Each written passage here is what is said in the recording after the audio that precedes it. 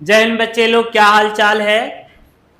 हम लोग class 10th में आ चुके हैं और 10th में पहुंच चुके, तो हम लोग के पास अभी पूरा का पूरा टाइम है।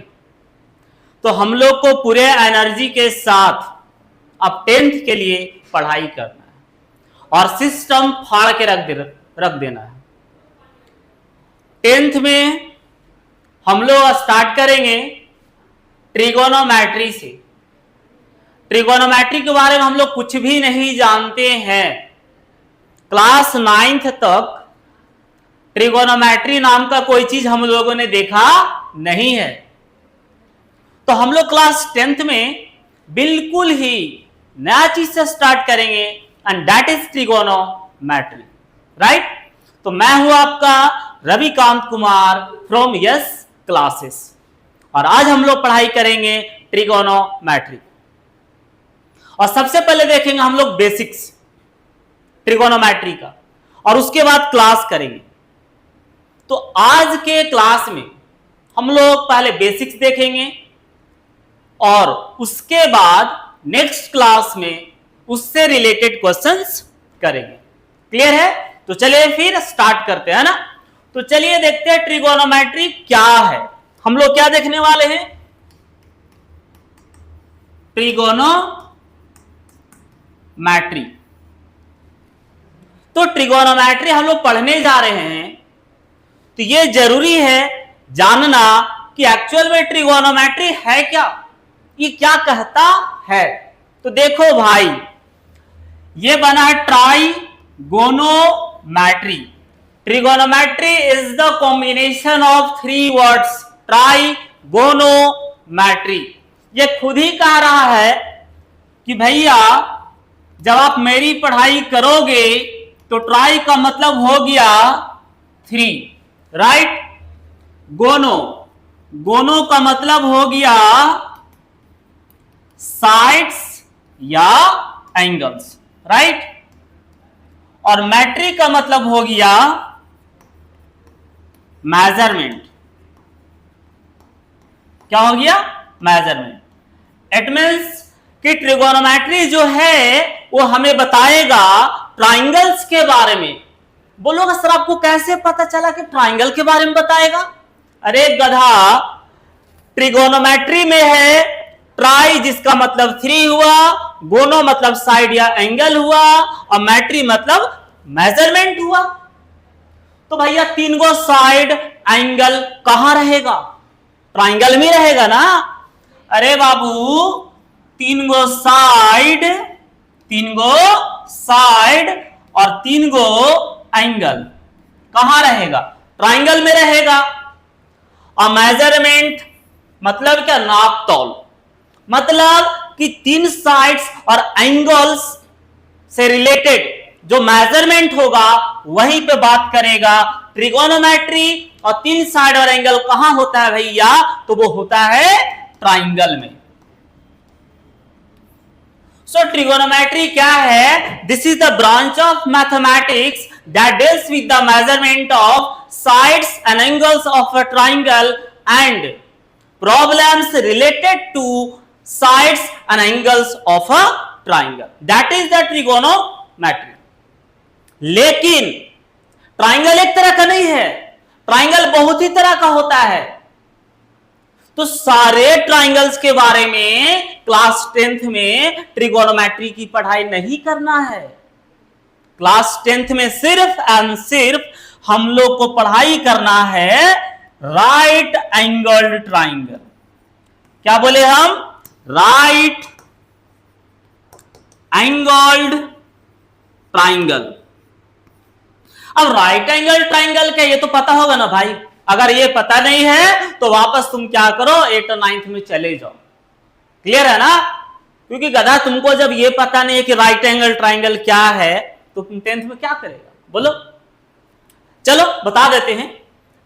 एक ऐसा ट्राइंगल जिसका एक एंगल 90 डिग्री है, then that triangle is called right angled triangle।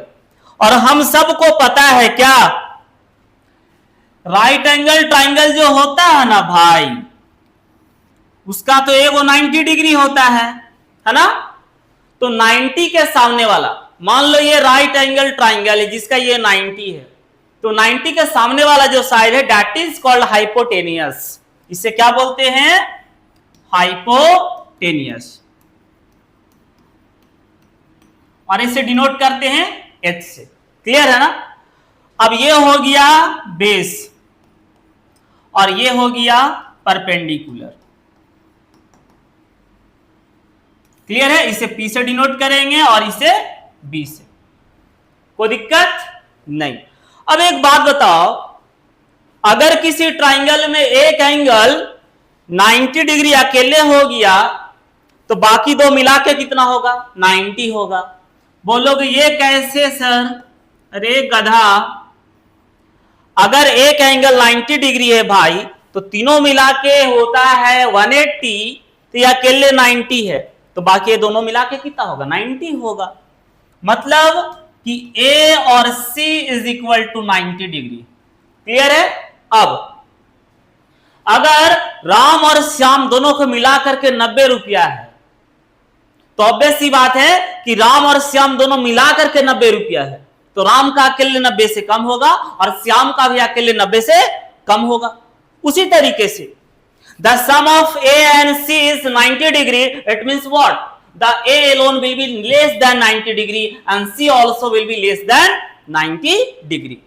मतलब कि A and C, these two are less than 90 degree but more than 0 degree, and all those angles having values less than 90 degree, more than 0 degree are called acute angle, are called acute angle।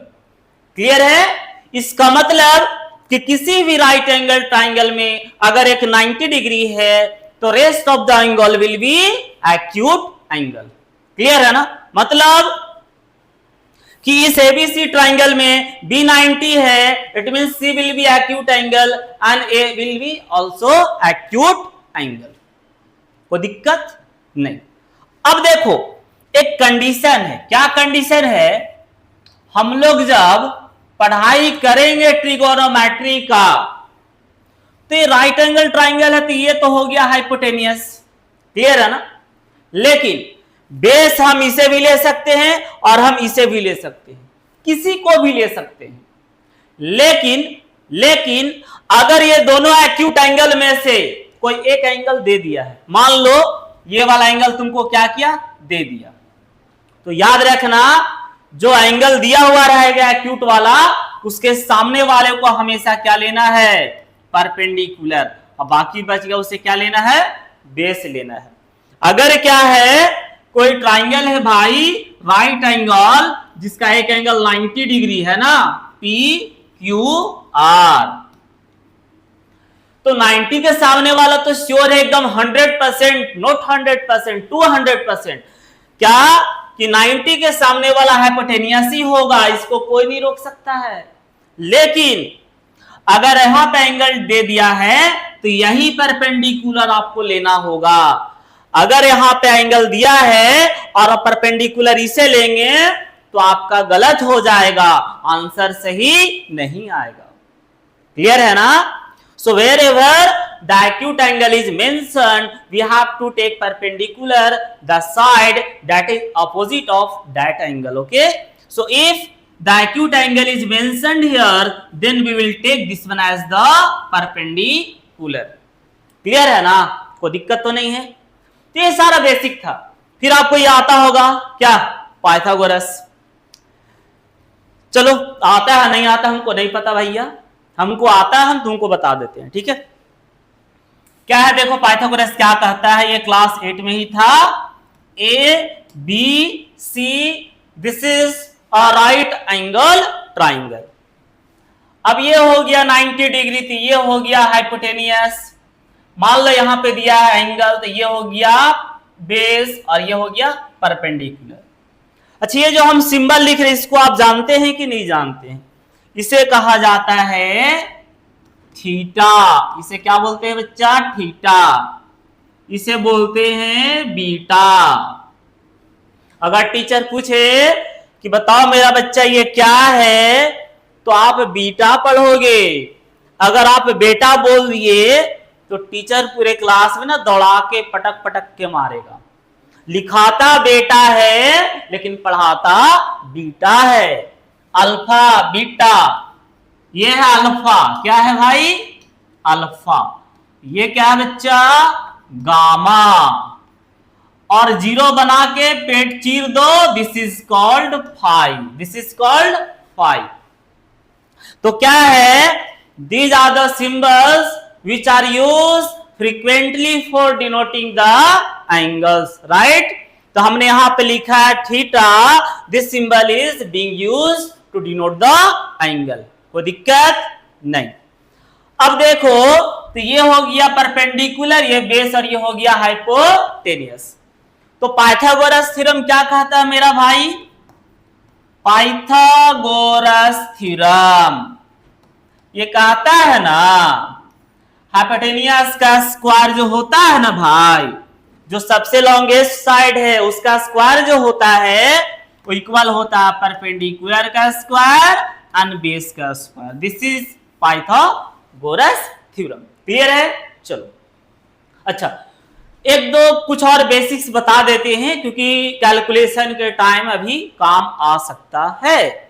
जैसे ये आपको आता होगा लेकिन हम बता दे रहे हैं क्योंकि कुछ लोग बकलोल होते हैं, उनको नहीं पता होता है। याद रखना, ए स्क्वायर इक्वल टू बी है, तो स्क्वायर को अगर बायां दायां करेंगे ना, बायां दायां मतलब व्हाट? अगर स्क्वायर लेफ्ट में है उसे तुम राइट में लेके जा रहे हो, या राइट में है उसे तुम लेफ्ट में आके आ रहे हो, तो क्या होगा? स्क्वायर को तुम शिफ्ट कर रहे हो तो वो बन जाता है झोपड़ी। झोपड़ी मतलब व्हाट? रूट। मान लो ऐसा होता, कैसा होता? ऐसा। तो अगर इसे हम इधर शिफ्ट करेंगे तो ये क्या हो जाएगा? Root A equal to B. Clear है ना? कोई दिक्कत तो नहीं है? चलो, और एक चीज, अगर स्क्वायर है और रूट है, या रूट है और स्क्वायर है, तो इनका कहानी राम नाम सत्य है हो जाता है। चाहे रूट का स्क्वायर हो चाहे स्क्वायर का रूट हो, वो एक दूसरे को कैंसल आउट कर देती है। इनका कुछ बेसिक्स कहानियां हैं जो आपको 8 में पढ़ना था एक्सपोनेंट वाले में। क्लियर है ना? तो चलिए, हो गया। अब हम लोग आते हैं क्या एक्चुअल में ट्रिगोनोमेट्री का जो पार्ट है उस पर हम लोग ध्यान देते हैं। तो चलिए सबसे पहले देखते हैं कि ट्रिगोनोमेट्रिक फंक्शन क्या है। ट्रिगोनोमेट्रिक फंक्शन, देखो भाई, पूरा ट्रिगोनोमेट्री जो है ना इन 6 पे ही डिपेंड करेगा। 6 ट्रिगोनोमेट्रिक फंक्शन है, इसके बारे में डिटेल्स कहानियां आपको 11th में पढ़ना है।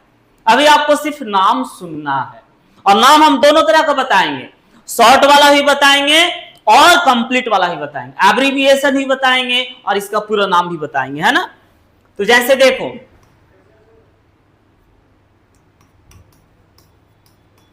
एब्रिविएशन और क्या हुआ? Complete name. तो देखो भाई, 6 ट्रिगोनोमेट्रिक फंक्शन है, साइन, कॉस, टैन, कॉट, सेक, कॉसेक। साइन का पूरा नाम साइन, कॉस का कोसाइन, टैन का टैंजेंट, कॉट का कोटैंजेंट, सेक का सेकेंड और कॉसेक का कोसेकेंड।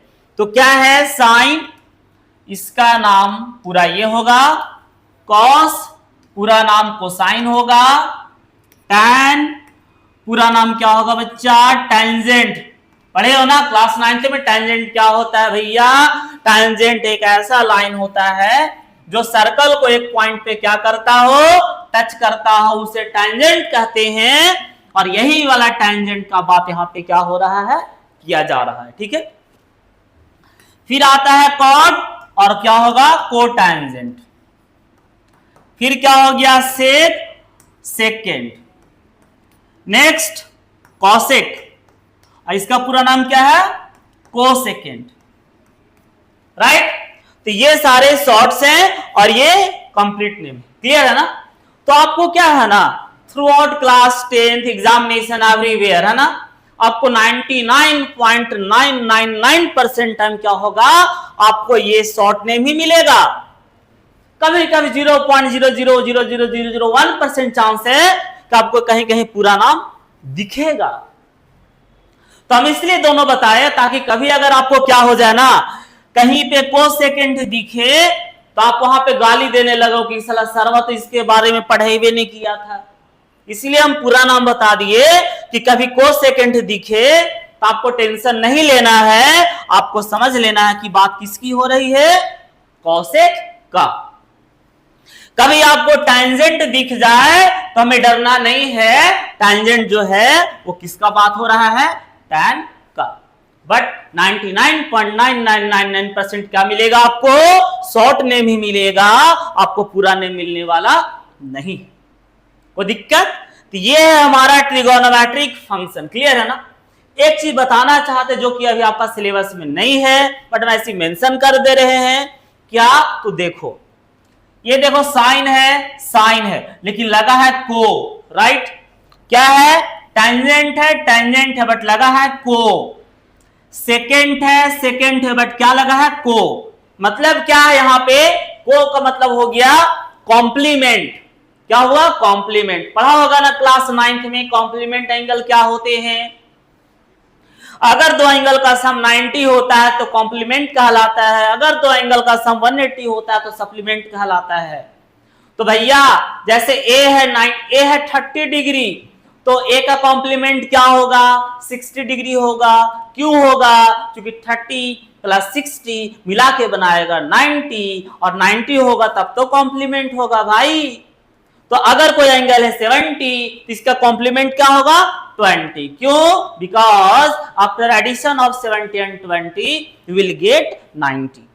ओके, चलिए तो यहां देख लो, साइन है बट आगे लगा को, मतलब ये जो है ना साइन का कॉम्प्लीमेंट है। यहां पे टैंजेंट है बट यहां लगा को टैंजेंट, मतलब ये जो है ना टैंजेंट का कॉम्प्लीमेंट है। ये जो है और ये देखो एक दूसरे का कॉम्प्लीमेंट है। तो ये हम लोग को पढ़ना था क्लास 10th में। पहले क्या पढ़ना था, sine of 90 minus theta equal to cos theta. ये मेरे को पहले पढ़ना था, कॉस थीटा, राइट? क्यों? क्योंकि साइन और कोसाइन एक दूसरे का कॉम्प्लीमेंट है, इसलिए साइन और कॉस क्या हुआ, एक दूसरे के साथ में आया। तो अभी ये सिलेबस से हटा दिया है और ये हम लोग को अब क्या है 11th में पढ़ना पड़ेगा। क्लियर है? तो फिलहाल इतना चीज दिमाग में रखना है कि this six are the trigonometric function, sine cos tan cot sec cosec, और हमें एब्रिविएशन याद रखना है, हमें पूरे नाम के पीछे नहीं भागना है। क्लियर है? चलो अब देखो हम बताते हैं क्या रेसिप्रोकल। आप रेसिप्रोकल याद रखोगे ना तो आपको ऐसा फील होगा कि दिवाली का ऑफर आया है, एक के साथ एक फ्री है। आप एक फॉर्मूला याद करोगे तो दूसरा ऑटोमेटिक याद हो जाएगा। तो ये बहुत ही हेल्पफुल होगा आप सबके लिए, तो इसीलिए रेसिप्रोकल हम बता रहे हैं। रेसिप्रोकल आपको पता है 7/2 है तो इसका रेसिप्रोकल क्या होगा, 2/7। अरे भैया मेरा रेसिप्रोकल क्या होगा, तो मुंडी नीचे कर देंगे पैर ऊपर कर देंगे, हमारा रेसिप्रोकल हो गया। बोलेगा इसका रेसिप्रोकल क्या है, ऐसे कर दो, रेसिप्रोकल हो गया। क्लियर है ना? 3/7 उसका बोलेगा रेसिप्रोकल क्या है, तो 7/3 हो जाएगा। तो रेसिप्रोकल कुछ नहीं करना भैया, उसको नीचे ले जाकर उल्टा है ना। तो देख लो यहां पे रेसिप्रोकल्स,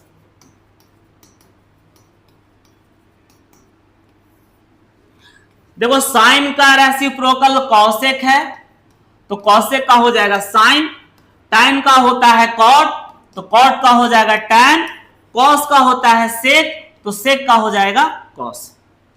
इससे क्या फायदा होगा, अगर आपने साइन का फॉर्मूला याद किया तो उसको रेसिप्रोकल कर दो, कॉसेक हो जाएगा। टैन का याद किया रेसिप्रोकल करो, कॉट हो जाएगा।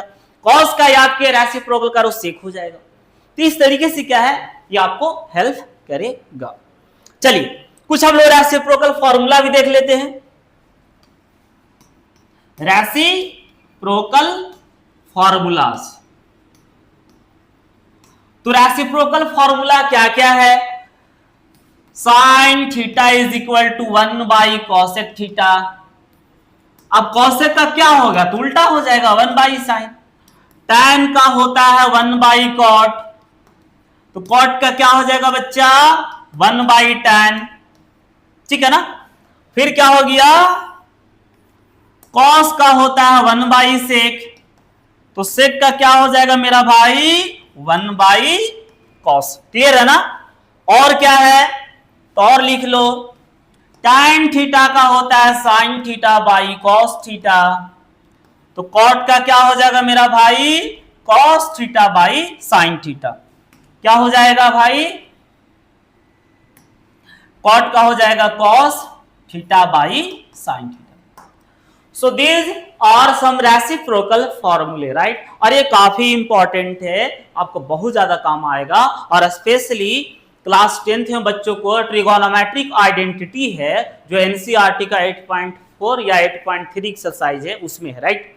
नए वाले बुक में आई थिंक 8.3 है। तो उसमें क्या है आपको आइडेंटिटी सॉल्व करना है, और अगर ये सारे फॉर्मूले आपको नहीं आते हैं तो आप फिर आराम से क्या करो घर में सूतो, वो आपसे बनने वाला नहीं है। मतलब ये काफी ज्यादा इंपॉर्टेंट है। क्लियर है ना। चलो अब हम लोग क्या है कि आज का लास्ट एक टॉपिक देख लेते हैं, क्योंकि एक दिन में ज्यादा पढ़ा देंगे तो तुम लोग को क्या होगा, हवा नहीं लगेगा, सब ऊपर से चला जाएगा, है ना।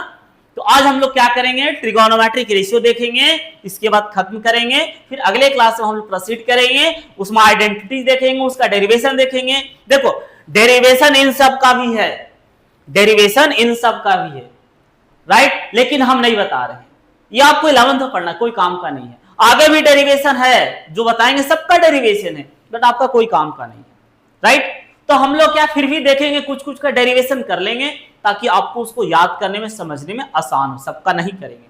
और ये सारे चीजों का डेरिवेशन आपको आगे चल के 11th में पढ़ना है। तो चलिए देखते हैं ट्रिगोनोमेट्रिक रेशियो एंड देन खत्म करेंगे। ट्रिगोनोमेट्रिक रेशियो, ट्रिगोनोमेट्रिक रेशियो, इसको बाबू पता है बुकवा में ना कहीं कहीं ऐसे लिख देता है टी रेशियोस। तो अगर टी रेशियोस लिख दिया तो आप डरिएगा मत, वो आपसे पूछ रहा है ट्रिगोनोमेट्रिक रेशियोस, राइट। चलो हम सब जानते हैं किसी भी ट्राइंगल में कितना साइड होता है, 4 साइड होता है ना। ट्राइंगल में कितना साइड होता है, 4 साइड।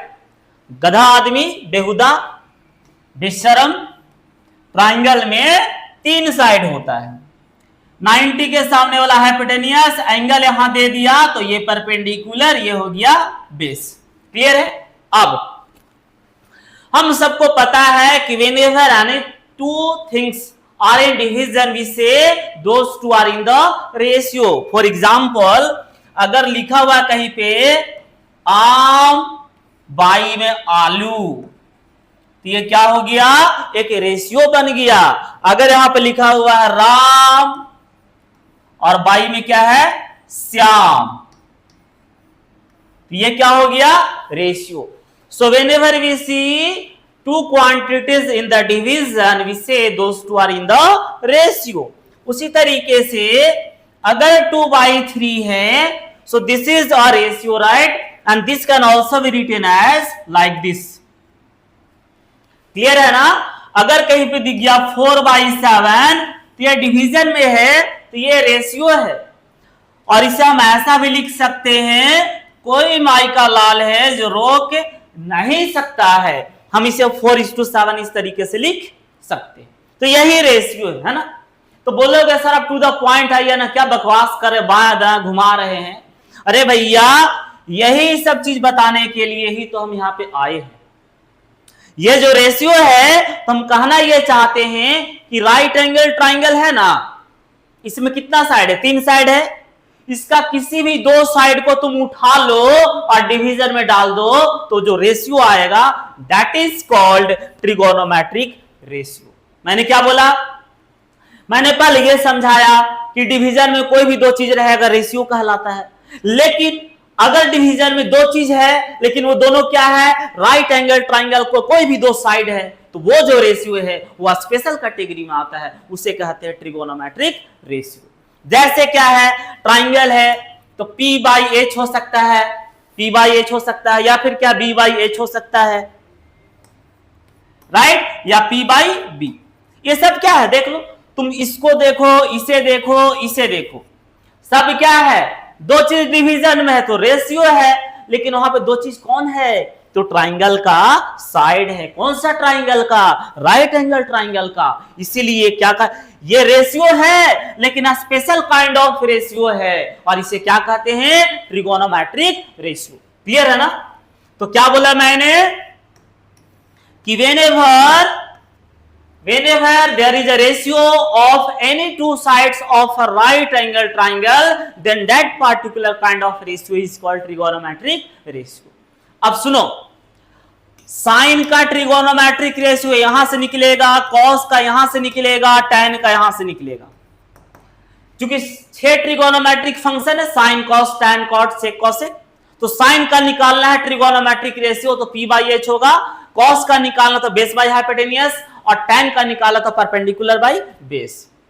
अब एक सवाल आता है कि सर आप जब ट्रिगोनोमेट्रिक फंक्शन बताए थे ना, तो साइन, कॉस, टैन, कॉट, सेक, कोसेक था, ये बीच में एंगल कहां से घुस रहा है? सर आप तो साइन, कॉस, टैन, कॉट, सेक, कोसेक बताए थे, ये थीटा कहां से घुस गया?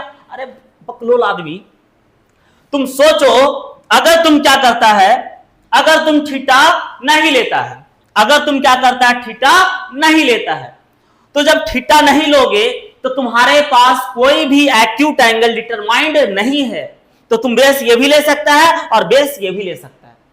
मतलब बेस क्या है? इंडेफिनिट हो गया। वी कैन टेक इधर दिस वन और दिस वन। तो कंफ्यूजन हो जाएगा ना कि हम बेस इसे ले या इसे ले, या परपेंडिकुलर इसे ले या इसे ले, तो कंफ्यूजन है। इसीलिए एक्यूट एंगल का होना बहुत जरूरी है। 2 एक्यूट एंगल है तो किसी एक एक्यूट एंगल का मेंशन होना बहुत जरूरी है। इससे हम डिटरमाइन कर पाएंगे कि कौन परपेंडिकुलर है, कौन बेस है।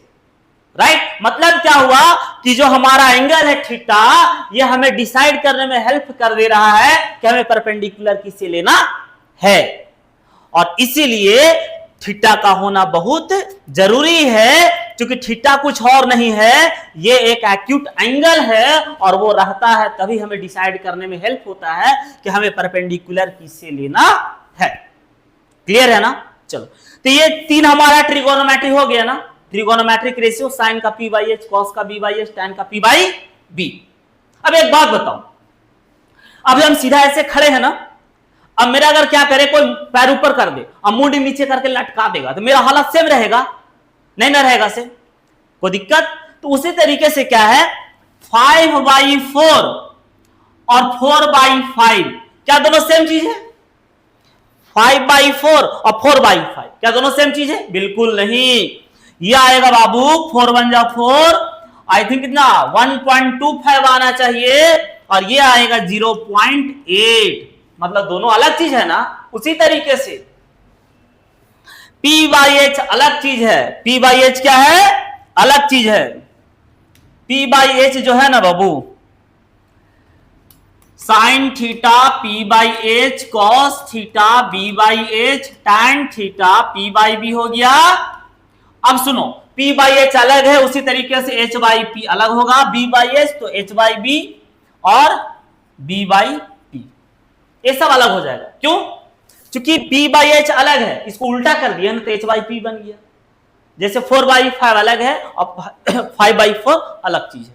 क्लियर है? अब सुनो, अगर साइन का P बाई H है तो P बाई H था ना, क्या था? P बाई H, अब हो चुका है H बाई P, तो रेसिप्रोकल हो गया ना। तो याद होगा तुमको, साइन का रेसिप्रोकल कौन था? कॉसेक। मतलब ये किसका हो जाएगा? कॉसेक का। राइट? अगर मान लो B बाई H है तो उल्टा करेंगे तो H बाई B हो गया, तो रेसिप्रोकल हो रहा है ना। मतलब कि अगर ये कॉस है तो ये किसका हो जाएगा? सेक का। देखो ये जो है, ये क्या है, यहां B ऊपर चला गया और यहां P नीचे आ गया, तो रेसिप्रोकल है ना। तो टाइम का रेसिप्रोकल क्या होता है? कॉट होता है। और इसीलिए मैंने बोला था बाबू कि दिवाली का ऑफर आएगा, एक के साथ एक फ्री मिलेगा, तो आप साइन कॉस टैन का याद कर लो, ऑटोमेटिक आपको कॉसेक सेक एंड कॉट का याद हो जाएगा। अब कुछ लोग बोलेंगे कि सर क्या इनका भी याद करने का कुछ वैसा ट्रिक है? तो मेरे पास ट्रिक है, बिल्कुल देहाती ट्रिक है। कुछ लोग गरियाएगा भी, कोई बात नहीं, गाली दे सकते हो। देखो ट्रिक क्या है बाबू, सिंह जी पेटू है। पेटू जानते हो ना भाई, बहुत खाता है। तो सिंह जी पेटू है, सिंह जी में साइन, पेटू में पी, है में एच, तो साइन पी बाई एच। उसके बाद खाता पीता है तो कॉस्ट का बात होगा, तो कॉस्ट बहुत है, तो कॉस्ट में आ गया कॉस, बहुत में बी, है में एच, तो कॉस का हो गया बी बाई एच। अब खा पी लिया दम भर तो लड़ाई झगड़ा तो होगा, तो बोलेगा क्या, टांग पर बैठ, तो टांग पर बैठ, टांग में आ गया टैन, पर में पी और बैठ में बी, तो टैन का हो गया पी बाई बी। तो सिंह जी पेटू है, sine P by H, cost बहुत है, कॉस बी बाई एच, टांग पर बैठ, टैन पी बाई बी हो गया भैया। तो बाकी रेसिप्रोकल कर दो, साइन का पी बाई एच, तो साइन का reciprocal cosec, H by P, tan का पी बाई बी, तो टैन का रेसिप्रोकल कॉट, तो बी बाई पी, कॉस का बी बाई एच, तो कॉस का reciprocal sec, H by B हो जाएगा। तो आज का सब हमारा यही समाप्त होता है। हम उम्मीद है कि आपको अच्छे से क्लियर हुआ होगा, नहीं क्लियर हुआ कोई बात नहीं, फिर से देख लेना। क्लियर है? मिलते हैं फिर, बाय, जय हिंद। अगले क्लास में इससे रिलेटेड पहले क्वेश्चन करेंगे कुछ और उसके बाद नया चीज देखेंगे।